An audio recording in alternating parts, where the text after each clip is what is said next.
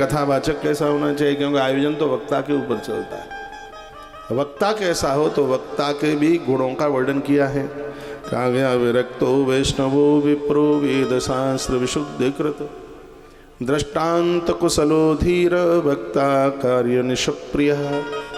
वक्ता के गुणों का वर्णन किया है। वक्ता विरक्तो, हृदय में जीवन में वैराग्य की भावना हो, कथा उसका व्यापार बिजनेस नहीं, कथा उसका परमार्थ बन जाए, यह वक्ता के अंदर पहला ही गुण होना चाहिए। और मैं सत्य भगवान की पवित्र व्यासपीठ से बोल रहा हूँ, गौ माता जैसे ये दिव्य कार्य सेवा के न होते तो सत्य यही है कि हम कथा की 1 रुपया भी दक्षिणा नहीं लेते किसी से भी, क्योंकि कथा व्यापार नहीं है, कथा साधना है, कथा आनंद है।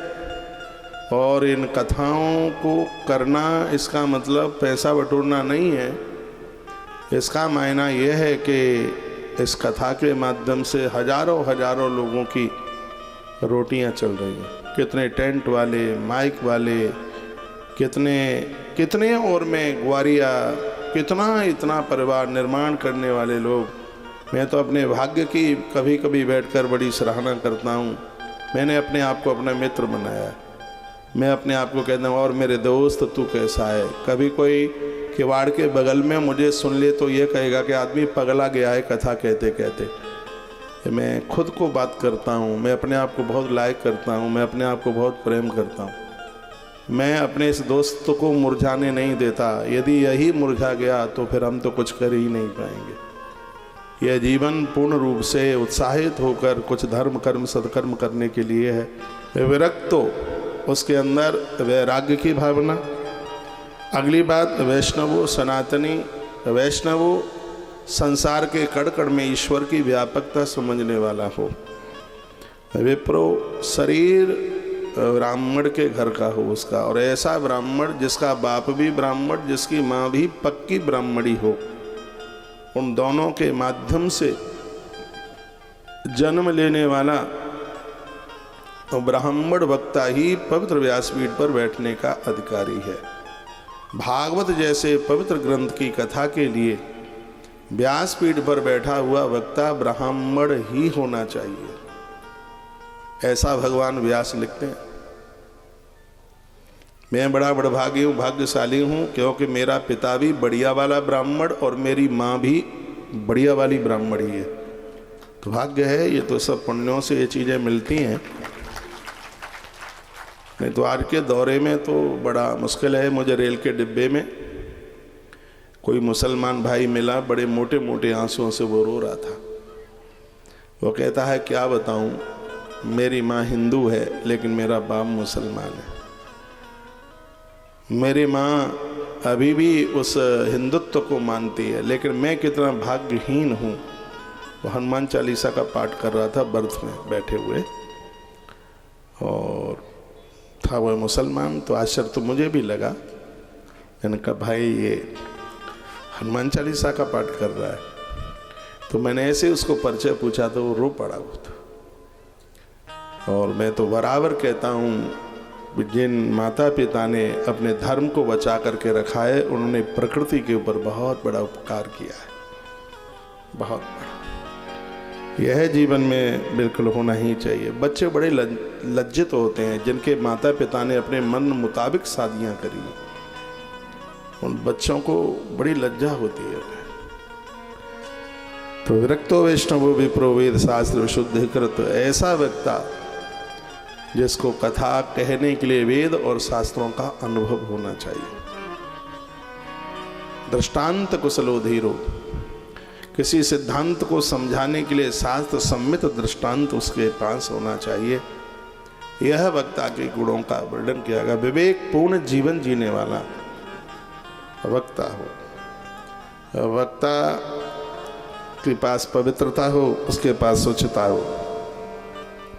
अनेक धर्म विभ्रांता स्त्रीणां पाखंड बाधिना, जो वक्ता स्त्रीण है, आधी आधी रात्रि तक स्त्रियों से बात करता है, किवाड़ बंद करके स्त्रियों से बात करता है, ऐसे वक्ता को दूर से ही उसको अलग कर देना चाहिए। वो व्यास पीठ के पास तक जाने के लायक नहीं है जिसकी आंख में वासना है, जो चरित्रहीन है, जिस वक्ता के पास चरित्र नहीं है, वह तो व्यास पीठ का स्पर्श तक ना कर पाए, ऐसा भगवान व्यास लिखते हैं।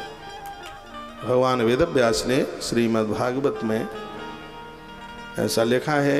ऐसा नहीं है कि श्रोता के ही लक्षण है, वक्ता का कोई लक्षण नहीं। वक्ता लोगों को समझना चाहिए, इन श्लोकों को पढ़ना चाहिए। सिर्फ कहानियाँ रटंतु करके कथा पूरी हो जाए नहीं, उसके पास अद्भुत चरित्र का निर्माण हुआ, उसके पास बढ़िया चरित्र हो। यहाँ तक कि बीड़ी सिगरेट इन सब चीज़ों से वह बिल्कुल अपने आप में मुक्त हो। वक्ता का मुँह तो साक्षात प्रयाग की तरह होता है, जहाँ त्रिवेणी वास करती है, उसके पास ज्ञान, वैराग्य और भक्ति। ये क्या है? ये प्रयाग का त्रिवेणी का संगम है। जो धारा उसके मुख से निकलती है, उस वक्ता को तो चाय तक का परहेज करना चाहिए। हाँ, वही बीड़ी, गांजा, सिगरेट नाक में से धुआं निकाले तो क्या श्रद्धा रहेगी जजमान की? ऐसा नहीं है कि कथा में धोती कुर्ता पहन लिया है, फिर कहीं देखा जजमान ने तो आराम से टाई बांधकर सफारी सूट पहन करके, जजमान की इच्छा ही नहीं होगी तुम्हें प्रणाम करने के लिए। ऐसा नहीं है कि समाज में कुछ और भेष है और अकेले में कुछ और भेष है।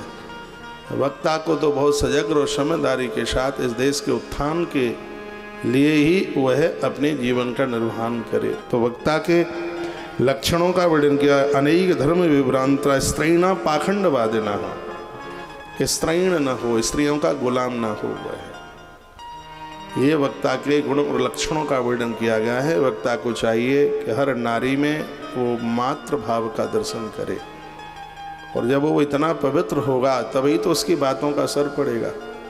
नहीं तो पर उपदेश कुशल बहु तेरे, दूसरों को कहते रहे कि 4 बजे जगो 4 बजे जगो और स्वयं 9 बजे जगते हैं, तो ऐसी थोती वाणी का समाज के ऊपर कोई असर नहीं होता। लोगों को कहें चाय मत पियो, खुद 1 लीटर भर के पीते हैं, तो ऐसी थोती नकली वाणी का प्रभाव लोगों के ऊपर पड़ता नहीं है। इसलिए वक्ता को तो बहुत पवित्र जीवन जीने वाला उसका जीवन हुआ। अनेक धर्म विभ्रांत स्त्रीणां पाखंडवादिना, उसके पास बिल्कुल भी किसी भी प्रकार का दिखावा ना हो। अरुणोदयो निर्वृत्तम शौचम स्नान समाचरित। अरुणोदयो सूर्य उदित होने से पहले भोर में जल्दी जागे। जिस भी वक्ता को कथा कहनी है तो सबसे पहले अभ्यास वो ये डाले कि 3 से 4:30 बजे तक अपना बिस्तर छोड़े, भगवत वंदन करे, स्मरण करे, गोविंद दामोदर स्तोत्र जैसे अद्भुत स्तोत्रों का पाठ करे। पहले अपने पूर्ण रूप से चरित्र का निर्माण, फिर आप देखिए कथाएं तो उसके पीछे पीछे संग संग चले, पूरी दुनिया उसके संग संग चली। ऐसे चरित्र का निर्माण हुआ हो उसके पास में, भोर में जल्दी जागे। वर्णन है अपनी तरफ से नहीं बोल रहा। अरुणोदय उसको निवृत्त शौचम स्नान समाचरित, सूर्य भगवान की किरणें निकलने के बाद में नहाता है, स्नान करता है। काय का वक्ता है? सूर्य भगवान की किरणें बाद में निकले, उससे पहले नहा धोकर अपनी नित्य क्रियाओं से निवृत्त होकर के भगवत संध्या में भगवान की पूजा में बैठ जाए। ये वक्ता के कुछ नियम और गुणों का वर्णन किया जा रहा है। नित्यम संक्षेपतः कृत्वा संध्याम स्वप्रियत्नता, भले ही बहुत विस्तार नहीं, संक्षेप में करे, उसको नित्य अपना संध्या करना चाहिए। भगवत पूजा आराधना हो जाए तो नित्य का हवन अग्निहोत्र करे। उस ब्राह्मण को बहुत विशेष ब्राह्मण माना गया है जो नित्य अग्निहोत्र करता है, यज्ञ में आहुतियाँ डालता है। उसको विशेष ब्राह्मण के नाम से उसको जाना जाता है, उसको समझा जाता है। तो यह करे कथा विघ्न विघाता है गणनाथम प्रपूज्येत, कथा में किसी भी प्रकार का विघ्न न आवे, इसलिए भगवान गजानंद के सहित सभी देवी देवताओं का पूजन खुद करे और जजमान से कराए, जजमान से पूजन करावे, देवताओं का आह्वान करा के उनका पूजन करावे। पितरन संतृप्त शुद्ध्यर्थम प्रायश्चितम समाचरित, पूर्वजों का भी आह्वान करे। मंडलम च प्रकृतव्यम तत्स्थाप्यो हरिस्तथा, हरि और हर सभी देवताओं को बिठाए। प्रदक्षिणा नमस्कारन पूजांत स्तुति माचरित, पूजा करे, व्यासपीठ की परिक्रमा करे। और ये नहीं है कि बातें बोलने के लिए, आप हमें देखते हैं हम व्यासपीठ पर आते हैं तो एक फेरी लगा के दिया जला करके उसके बाद में फिर ऐसा लगता है कि अब सुखदेव भगवान की गोद में बैठने के लिए जा रहे हैं। प्रदक्षिणा नमस्कारन पूजान्ते स्तुतिमाचरेत, स्तुति करे, पूजा करे, परिक्रमा करे, व्यासपीठ को वंदन करे, प्रणाम करे, ये वक्ता के अंदर होना चाहिए। तो संसार सागरे मग्नम दीनम मां करुणानिधे कर्ममो गृहीतांगम मां बुद्धर भवानवात। ऐसा वक्ता परीक्षित को, जजमान को भव सागर से पार कर देता है। इसमें कोई भी किसी भी प्रकार की संशय वाली बात नहीं है।